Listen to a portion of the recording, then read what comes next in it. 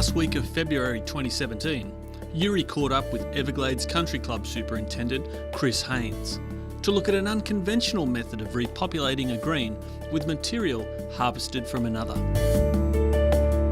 It was then said that this technique was chosen to speed up the regeneration process and to create a better playing and more consistent surface sooner. Let's head back to the Everglades as Yuri checks up on the progress to see how the new greens are faring. We're back at Everglades Country Club, end of May, first cold morning of the winter, I guess. Back looking at the green that was established a few months ago. So how long is it since you established this green? Okay, so we basically put the cores down and run a light hit of seed over the top just over 3 months ago, and we're really happy with the results thus far. It's very firm underfoot, it's quite resilient, and we're able to get quite a few top dressings on and dustings as well, so that's helped firm the surface up as well, and it's mature enough. We've had a pretty good growing window over the last 12-13 weeks. And what are you mowing the green at the moment? Our height at the moment is down to 4.5 mil. We want to get it down to 3 mil once it's brought into play, which is the height we're cutting our greens at this time of year. So when you started the whole process, put the cores out, put the seed out, and then March, it rained and it rained and it rained. Yeah. So what issues did that cause for you?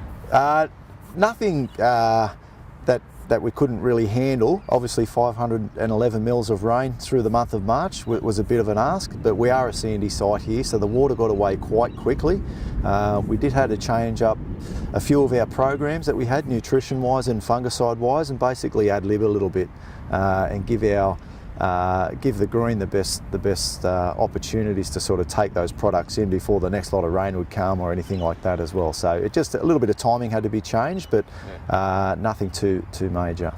We had the mats on for around 11 or 12 days from the end of February, which took us in, I think, to the 8th or 9th of March. And we had a couple of heavy downpours at the start of March, but those mats were able to sort of sheet off any major excess water, but we didn't have any major washouts at all. We're quite close in proximity to the water, the dam behind the green, around 5 metres. I have seen instances where sand type greens, newly seeded, end up in the waterways for sure. And then there's more to happen down the track. Absolutely. Yeah, we're stockpiling some soil over the other side of the water, and we're hoping to start that in early February of next year as well.